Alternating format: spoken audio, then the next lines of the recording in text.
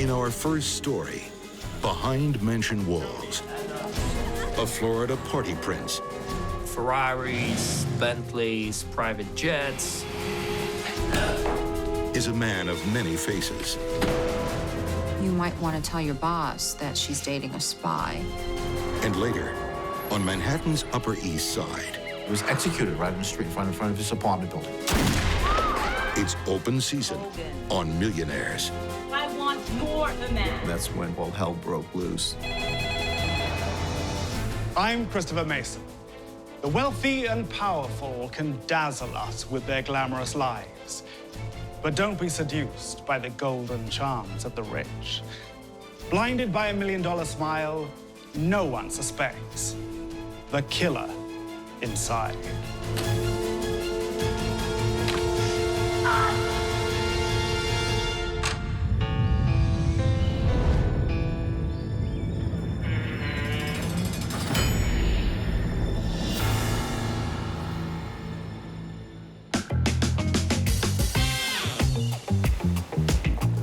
Palm Beach, Florida. People who live there, they're not millionaires, they're billionaires. This is where the 1% show the 99% what they're missing out on. Palm Beach Island is very much a playground for the rich. It's a very exclusive neighborhood. It's almost like the Beverly Hills of the East Coast. It's fast money, it's fast women, fast cars. You know, it's like the Miami Vice idea didn't come out of nothing.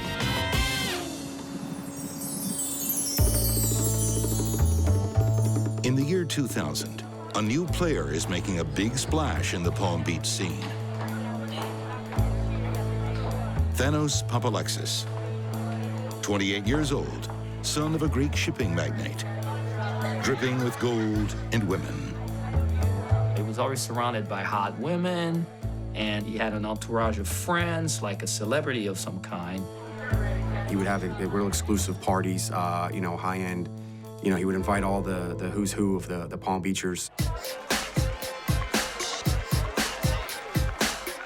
The parties are a honeypot of wealth, staged to draw investors into the web of Thanos Papalexis. Tony. Hey, Thanos. Great to see you. Once ensnared, he wants them to sign up for his luxury goods club. What happened is you paid a couple $100,000 at first, and then tens of thousands a year to keep your membership up. Come on inside, grab a drink. And for this, you would have access to a mansion on a canal in Miami, a fleet of fancy cars, Rolls-Royce, Ferraris, Mercedes. You could get a few trips on a private jet. All the trappings of extreme wealth without the expense. The super rich of Palm Beach like the sound of that. He discovered Palm Beach Island. He discovered the wealth on the island. He discovered the people on the island. And he quickly discovered that he was able to infiltrate those people, gain their trust. What did you think?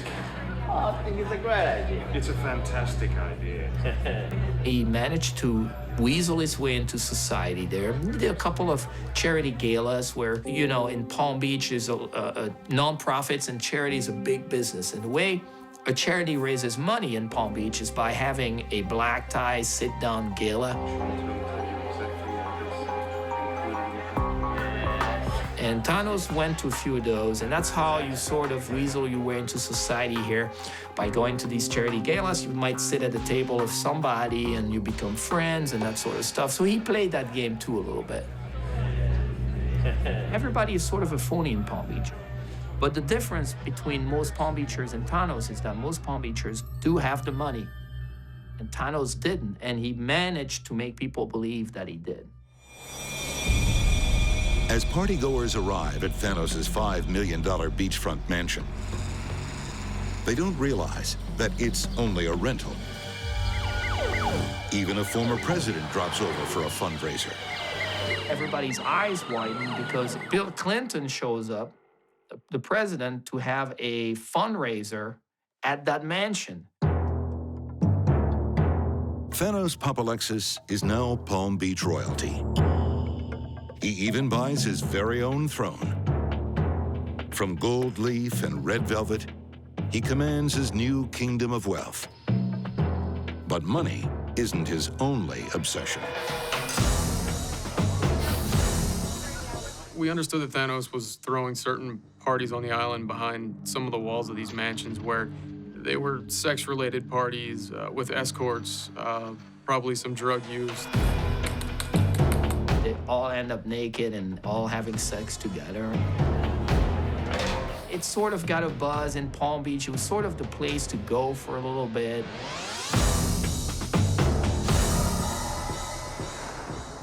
Thanos admits he has an insatiable appetite for sex that his wife alone cannot satisfy.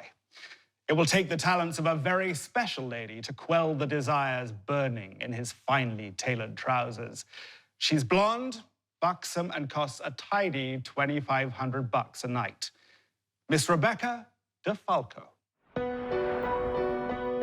Thanos was already very well established in the Palm Beach set by the time I encountered him. He had already really made a name of himself, and he was very well recognized.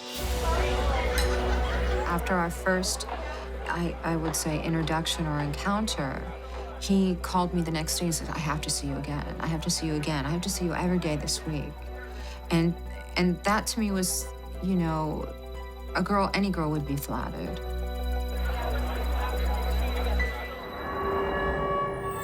Papa Alexis woos Rebecca the only way he knows how.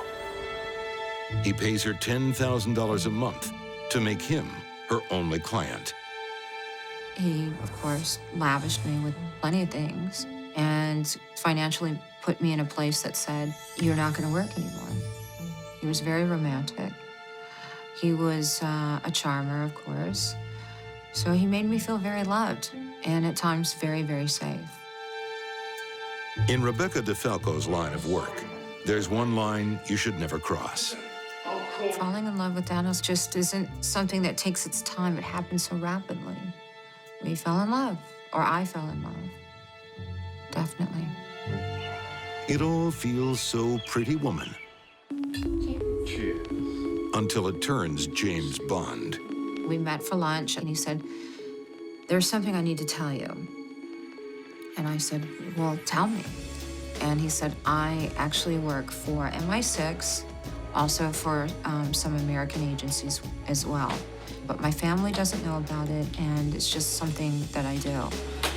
Rebecca is slowly discovering that there is more than one version of Thanos Papa Alexis. Thanos lived several different lives at once. He had a girlfriend, he had a wife and a child, he had a mistress. Thanos had portrayed to Rebecca DeFalco that he was some sort of double agent. There was so many identities that he had to keep up. He was just so good at keeping all of them up. Secret agent Papa Alexis has his new love convinced. I remember we would be staying at a hotel, and all of a sudden some documents would be slid under the door. What's that? And it would have the government seal of the CIA. I mean, the efforts involved were enormous. I mean, it just really was over the top. And as Rebecca DeFalco falls further in love, she plays straight into the hands of a very dangerous man. Thanos did everything he could to appear to the outside world that he was a super agent, that he was very wealthy, that he was smart as they come. Whatever he needed from you, he would first understand what you needed, and then he would attempt to make himself appear as if he was the perfect person for your needs. It was easy for him to sweep me off my feet. It was like a few minutes of skepticism, but then it was more like, okay, I'm just overwhelmed with his presence. In the case of Rebecca DeFalco, she clearly wanted someone who cared for her and looked after her and sort of wooed her into a relationship, and so he became an MI6 agent.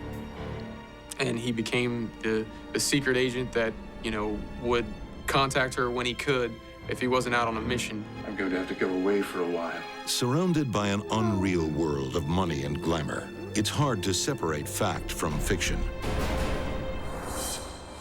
Then, Rebecca stumbles on a shocking slice of truth. Is it Thanos? Have you ever killed anyone? He held my hands. Listen. And he looked at me very emotionally, almost with tears in his eyes. He says, yeah, Yes, I have.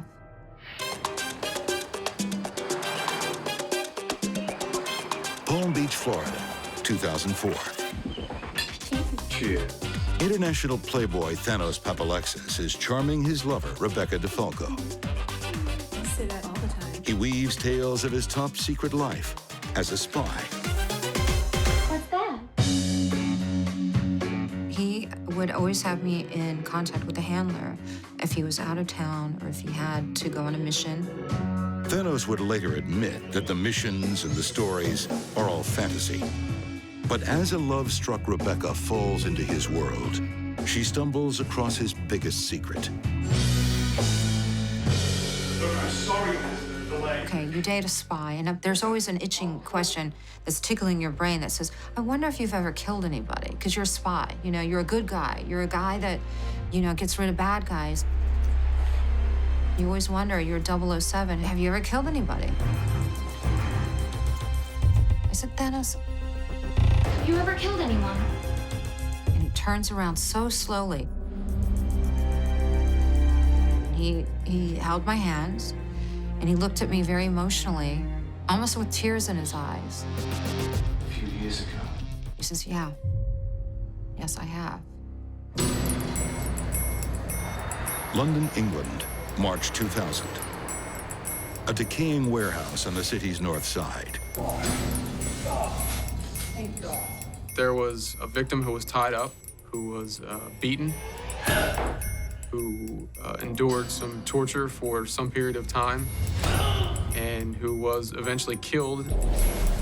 And then his body was placed in a pit at the bottom of that building where they usually store cars. The Metropolitan Police Service finds the body of Charlie Christodoulides, a quiet 57-year-old who lived alone in the small apartment above the warehouse. Scotland Yard described the scene as very gruesome. There was blood on the wall. Obviously, there had been a serious beating. Charlie Christodoulides is a gentle chap with a curious daily ritual. Dressed in a tailored Savile Row suit, he places a few small bets on the horses, then catches the bus to Piccadilly Circus. There, he sits alone in a fast food restaurant till the early hours. The kind of man who'd never hurt a fly. Charlie was a fixture in that neighborhood. Everybody knew him. It was a very heinous crime to a guy who we understood didn't hurt anybody, didn't have any bad bone in his body. He just wanted to be left alone, enjoy his family on occasion, drink at the local pub, and play some bets. They knew that the victim really wasn't involved in anything heavy, in any criminal activity or anything like that. So this was a puzzle for them. The detectives from Scotland Yard like nothing more than solving a cryptic murder mystery. This one will keep them busy for 7 long years. So the case lingered on for quite some time, but they kept it on their radar screen, and they didn't let it go, and had never given up on this victim. Back in Palm Beach in 2006, Thanos Papalexis is piling up the cash from his fractional ownership business. People are paying thousands to gain access to his fleet of millionaire toys. So I started writing about whether the business was a solid one, whether the people who would join were going to get their money's worth. Local journalist José Lambier goes digging beneath the Papalexis throne. I find out several things. First of all, he doesn't own an island in the Bahamas. The Bentleys were getting repossessed. The pilots were calling me saying, you know, the planes are not his. It was so clear that this whole thing was just smoke and mirrors. And when the story hits the papers, José gets a call. Listen, Jose. From Papalexis. He starts threatening. You know, he says, Jose, I'm a really bad guy. Now I start cracking up. No. You don't understand. And he said, no. He says, you don't understand. I can have you and your family killed. You understand me? I thought he was kidding at first. And this is America. Nobody threatens reporters here. I can have you. Thanos is deadly serious. He has killed before. He kills when someone gets between him and money. Thanos Papalexis in England was trying to make a name for himself as a developer. And what he did is he bought distressed properties around London and sold them at a profit. I'm gonna make a killing on this place. In 2000, he's poised to buy an empty warehouse in North London. He has a second buyer lined up who he will flip it to for a juicy profit. But he has to move fast. Thanos had signed a high-interest loan on this building. But every day, it was costing him thousands of pounds to not sell it. The problem is, there's a quiet, harmless man living above the warehouse, Charlie Christodoulides. And Charlie doesn't want to move out of his humble apartment. Unfortunately for Papalexis, in order to resell that building, he had to get that person out of the building. Then Charlie turns up dead. The police knew that Thanos wasn't going to get his money as long as this guy was living there. The second he became a person of interest and detectives were knocking on his door and asking him questions about the crime, Thanos packed his bags and moved over to the States. Out of reach of Scotland Yard, Thanos builds his new life as a Palm Beach playboy, while detectives quietly build a case. What Scotland Yard found was cigarette butts. They didn't have much to go on, but they eventually found cigarette butts. And those butts have DNA on them that matches Thanos Papalexis. He claimed that he had been at the warehouse so many times in the past before the homicide to buy, to check out the place, to do all these things that he chain smoked and left his cigarette butts behind. There's DNA from 2 other men found at the scene. Their records sit unmatched in a crime database for 6 years, until one is arrested on a minor drug charge. He leads police to his friend, and detectives find they have Thanos' hired muscle under arrest.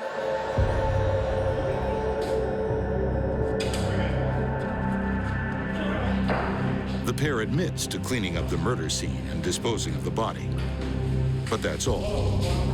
They say the killer is Thanos Papalexis.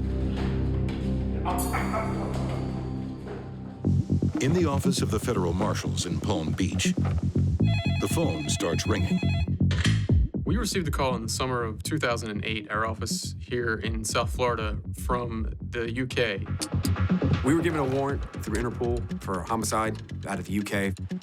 They had put together enough evidence in the United Kingdom for a case against Mr. Papalexis, but they didn't know where he was at the time. Federal marshals set out for one of Papalexis' usual haunts, a fancy pizza restaurant on the water at West Palm Beach.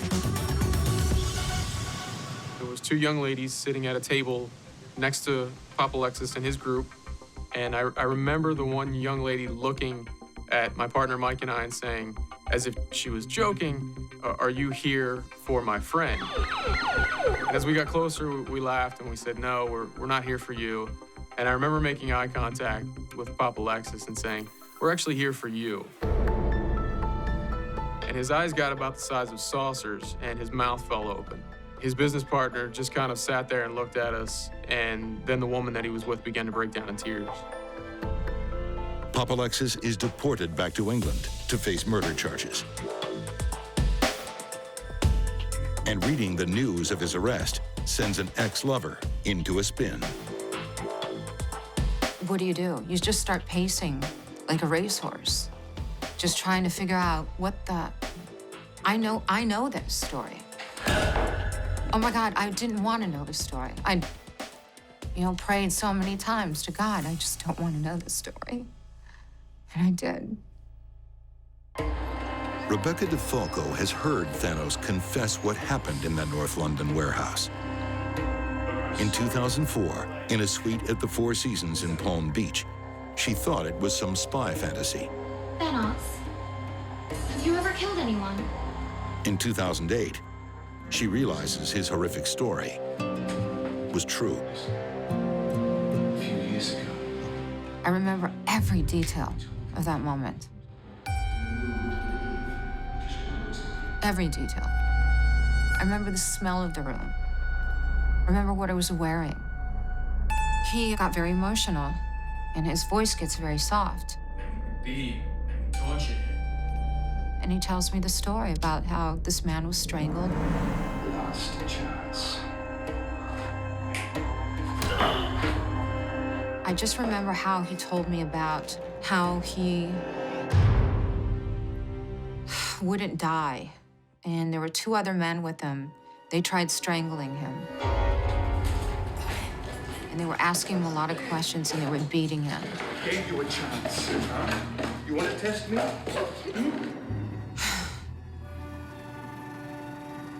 It's too much for me to, I mean, the graphic detail of what I envision in my mind and what he was telling to me is a burnt image I can't get rid of.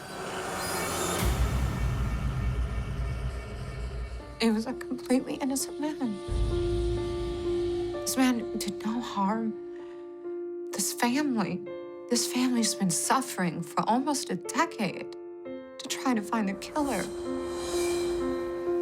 For Thanos Papalexis, one man's life was a tiny price to pay so Thanos could get what he wanted. I think Thanos took a lot of shortcuts to get to whatever end goal he was looking at.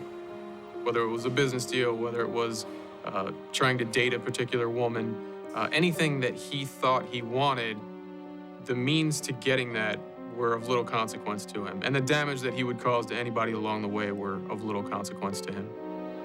Thanos turned wealth into a deadly tool. Money was his lure and his weapon. I think more than anything, Thanos was characterized by a man who was trying to control his own world. He was certainly greedy, and he certainly liked money, but I don't think that was his primary motivation. I think that he used money as a means to control the people around him. He wanted to be the center of attention, he wanted to be the it man, and he wanted to be the person that people went to when they needed things. In 2009, the family of Charlie Christodoulides finally get the closure they've been waiting for. In London's Old Bailey Criminal Court, Thanos Papalexis stands trial for murder. The star witness is Rebecca DeFalco.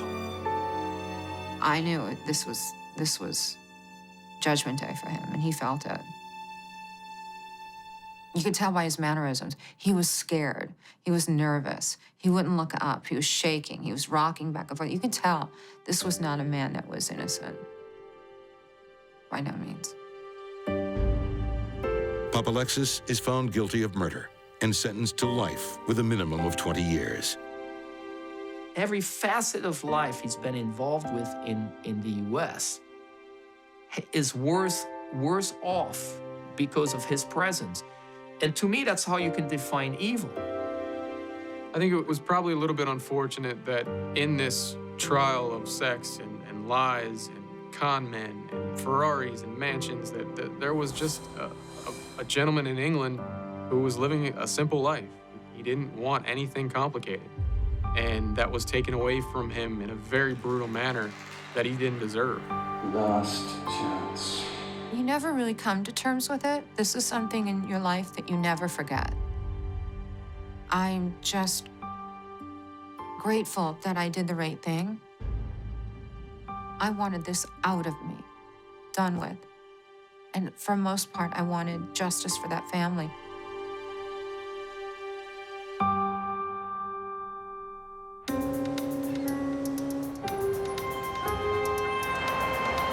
The Upper East Side, Manhattan, October 1990. East 69th Street. Wealthy businessman George Kogan walks home from the grocery store. And when he returned to the block to go into the building, the shooter approached from behind. It was a snub-nosed revolver, .44 caliber. Got him in the back and just flew him forward. Groceries strewn all over the sidewalk. He was shot at 10:15 in the morning, and he was in surgery the better part of the day.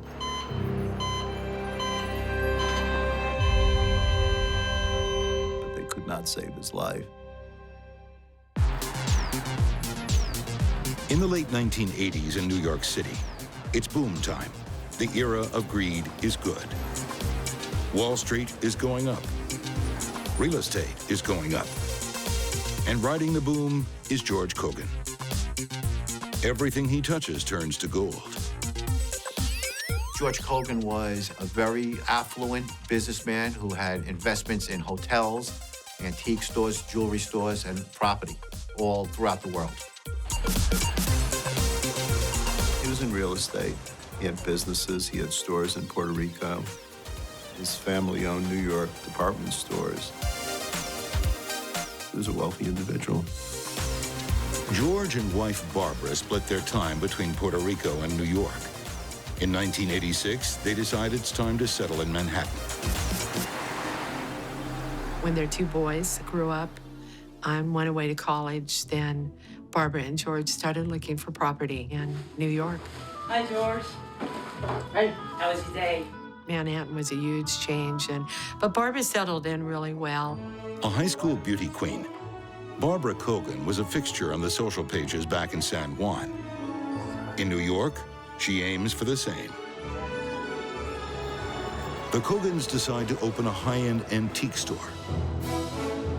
Kogan and Company. First thing they did was hire a PR firm and got on page 6 of the New York Post a few times with their store. And the PR company thinks the best way to make a splash is to throw a serious opening party. It was quite a party. I know because I was there. The Kogans hired me to play piano and entertain their society guests. It seemed a delightful evening. But as I mingled among the diamonds and furs, I missed a little intrigue.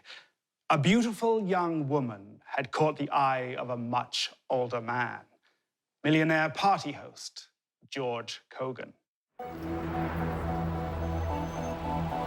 For the opening of the store, the publicity firm sent, as an account executive, Mary Louise Hawkins.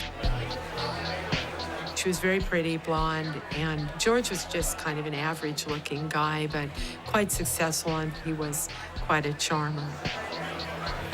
She fell for him. Mrs. Kogan had initially thought that Mary Louise Hawkins was a good match for her son. It didn't work out that way. George is 49, Mary Louise, 28. But that's no problem. Age is no barrier to romance when there's money to smooth the way. Wives are a different matter. Barbara found out about the affair because she started getting hotel bills. Her husband was traveling on buying trips and was taking Mary Louise with him. And then she started seeing the bills. He told Barbara that he was going to be moving out and moving in with Mary Louise, which was a total shock to her. What he did was he bought a poodle for Barbara. Then he moved out and moved in with Mary Louise. And I guess in his place, he left the poodle. Traded for a young blonde. Placated with a poodle. That is not acceptable. I want more than that. You understand? More. Barbara Kogan gathers her forces for a bitter divorce. She won't be leaving this marriage empty-handed. More than that. You understand? Mrs. Kogan was not happy with the settlement that was tentatively given to her. Initially, she wanted $5,000 a week to maintain her lifestyle. Barbara was used to a certain standard of living. What do you think of this? Is it beautiful or what? She was spending on American Express $250,000 a year. I mean, if you're spending that sort of money, it's like Michael Jackson proportions, I'd say. The battle rages for 2 years. Their son acts as a mediator until 1990, when George and Barbara are ready to make a deal. And George had ironed out and had drafted an agreeable divorce settlement. He was meeting with Barbara to finalize it so they could finally get on with their lives. On the very morning George is due to sign the agreement, he slips out to buy some food. He was hurrying back to Mary Louise's apartment when a gunman came up behind him and blasted him with 3 gunshots in the back. Oh my God! George fell to the ground. The doorman ran over to him. The doorman knew who it was, and the doorman called up to Mary Louise. Mary Louise came down and was in total shock. George is rushed to the hospital. George lasted 7 hours. They did several surgeries. He went into a coma. Around 4 o'clock, they declared that George had died. A gunman who appears from nowhere, then dissolves back into the crowd. The only evidence he leaves behind are the bullets in George Kogan's back. They removed 2 slugs, one fairly good from George's body, and that's the evidence. That's all they had, 1 slug. The other kind of disintegrated, and there were 3, but they never did find the 3rd slug. The slugs tell a story. They are hollow points, bullets that almost guarantee the death of those they hit. The point of hollow point bullet is that it opens up upon contact, and it's designed to cause the greatest damage possible. Not a bad tool of the trade for a hitman. This looks like a professional job. Who shot George? Police have their theories. You don't make millions in Manhattan being nice to people. It appeared like it was a gangland slaying. George had business enemies. It could have been some bad dealings in Puerto Rico. It could have been the Russian mafia.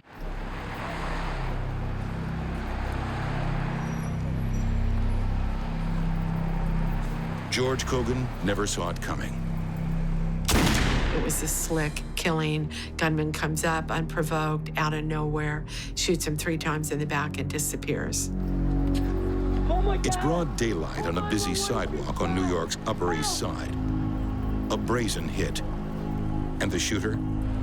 He evaporates into the crowd. George was shot from behind. The doorman didn't see anything.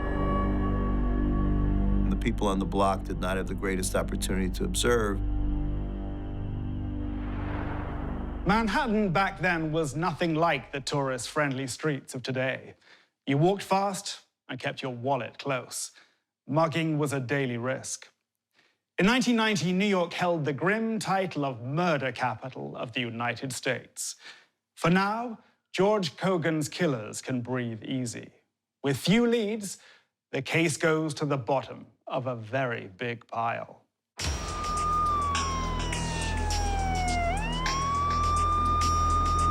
The initial detectives and the detective squad couldn't dedicate an entire team to this on a full-time basis. But a few years later, a hard-boiled New York police detective is brought in to reopen the case, Joe Buffalino. Initially, it was a very tough case to figure out. We started to look at some of the old witnesses. We re-interviewed the girlfriend of George Kogan, Mary Louise. We spoke to relatives of Mr. Kogan. We went to Puerto Rico, we spoke to the son. Investigators focus on one big question.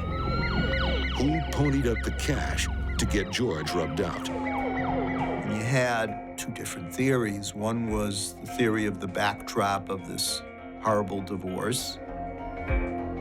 The other theory was that George had a lot of businesses going and he owed money to people. And what about George's alleged connections with the Russian mob? Those guys don't play nice. We looked into the possibility of George Kogan having a bad business deal. And we realized that there were some deals that didn't go according to plan. There were interviews of people to whom he owed money or who owed money to him. He had sold a hotel and casino to a group of people, and they were defaulting on the payment. But someone else is on the detective's radar. How's that feeling? Is that a little bit tight? No, it's fine. Okay, great. George's wife, Barbara.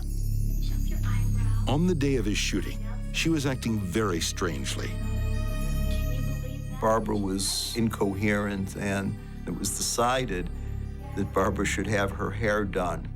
So I was thinking a little bit about your hair. So a hairdresser came in and did Barbara's hair for $500. What do you As think? desperate calls come in from her estranged husband's deathbed, Huge or mad? Barbara doesn't budge.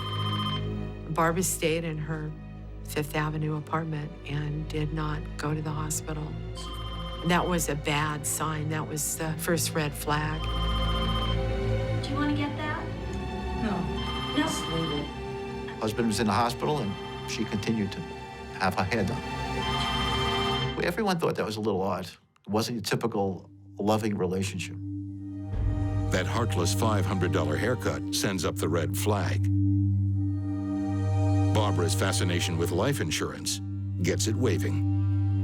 The insurance company had gotten calls from Barbara Kogan a week before the homicide asking So the policy is still in effect. if policies on George Kogan's life were still in effect and who was the beneficiary. And Barbara Kogan is the sole beneficiary. Kogan. There were actually 3 policies, totaled $4.3 million. During the divorce, she couldn't afford anything else, but she actually made payments and kept that policy up. Good. That was the thing that really sort of yanked the police officer's focus away from a possible business motive and turned it to Barbara. Thank you. But what kind of secrets could be hiding behind the doors of a swanky Fifth Avenue apartment? It smelled a rat in this whole thing. They knew this was bad. When Barbara Kogan's ex-husband, George, is shot on the street, He was executed right on the street in front of his apartment building. she's too busy having her hair done to say a final farewell at the hospital. George hadn't been a model husband. Kogan.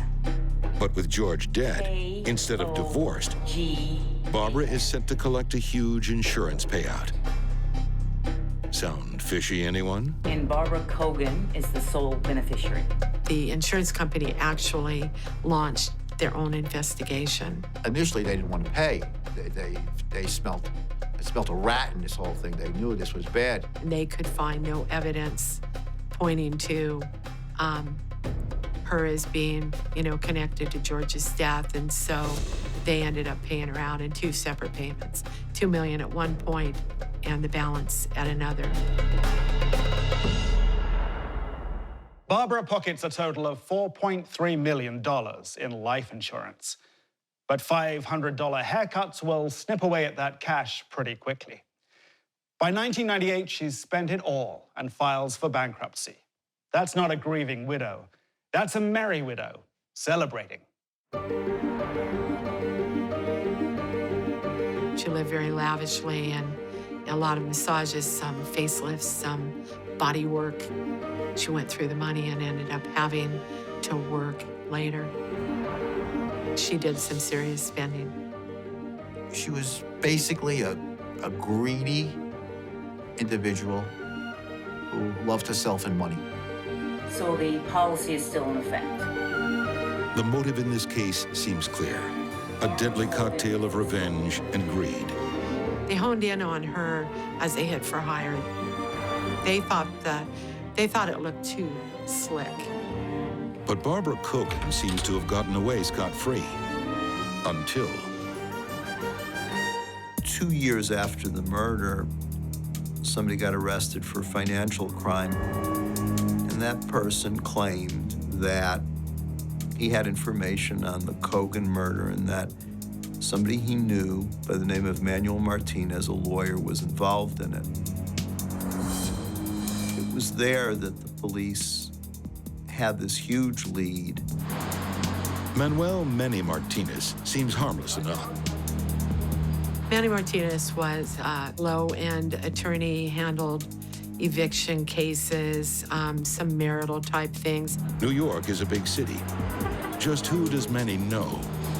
He started with that morsel of information that Martinez was involved, and basically Martinez was a lawyer, so everybody in his law office and everybody who had any association with him was interviewed. Detectives discover that Manny Martinez is Barbara Kogan's divorce attorney. We also found out that a week prior to the homicide, Mrs. Kogan and Manny Martinez had taken a trip together to Puerto Rico. That trip was for the purpose of Barbara borrowing perhaps $100,000 from her parents to pay for the hit.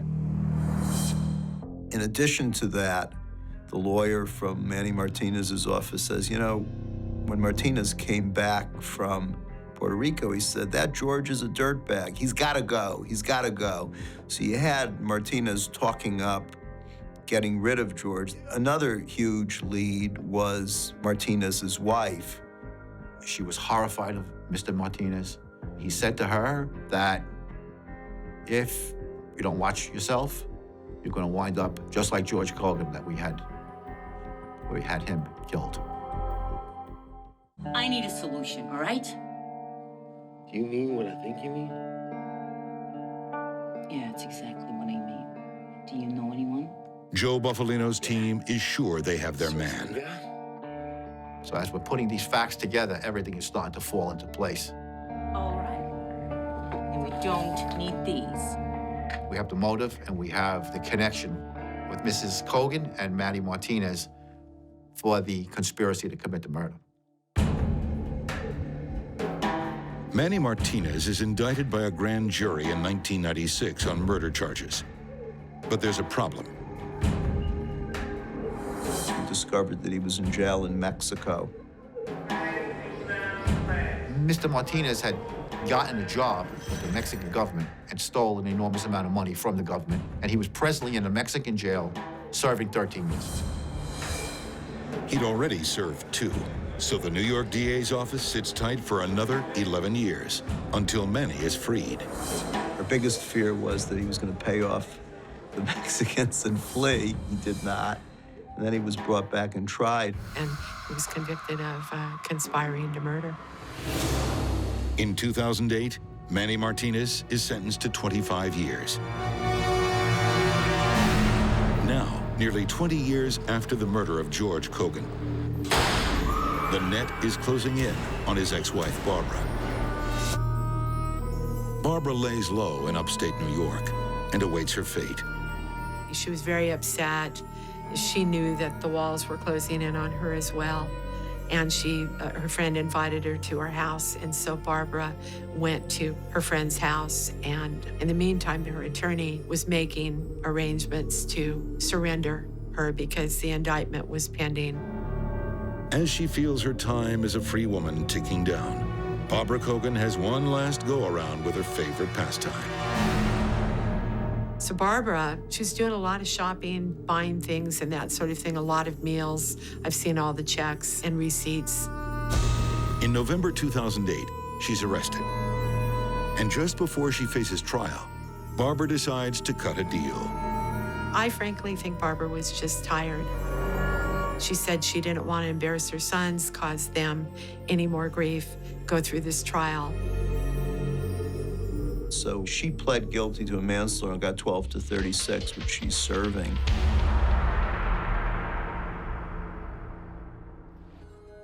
The 20-year case was also a trial for the lawmen who doggedly pursued Barbara Kogan. You can't get tunnel vision. You have to look at the evidence.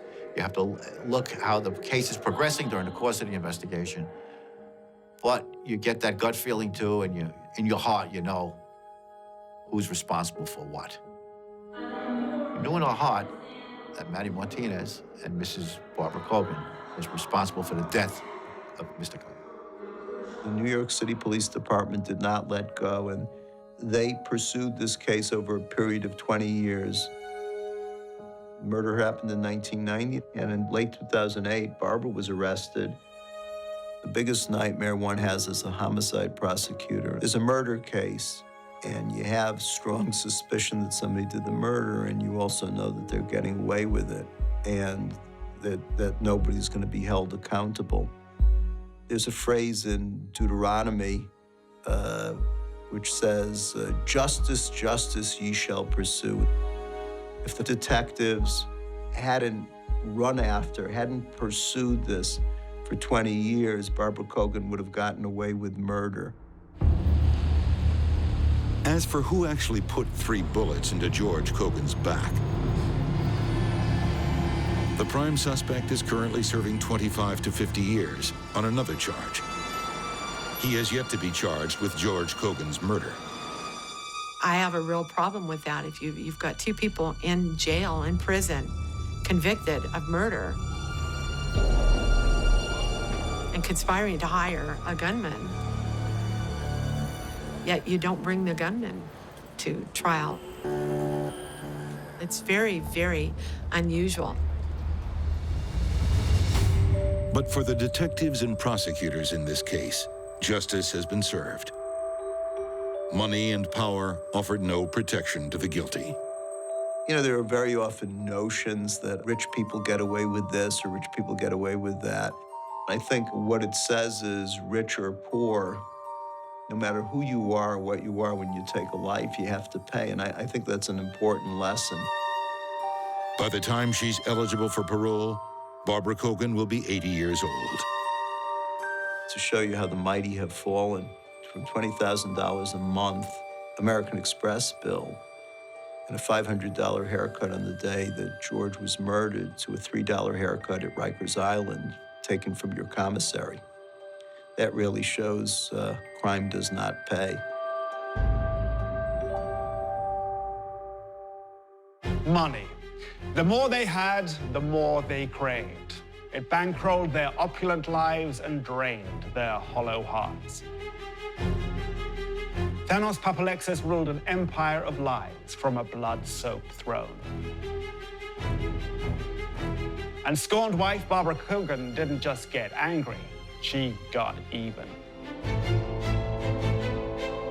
On the surface, they seemed so smooth and polished, but it took only a scratch to reveal the ice-cold eyes of the killer inside. Till next we meet, behind mansion walls, I'm Christopher Mason.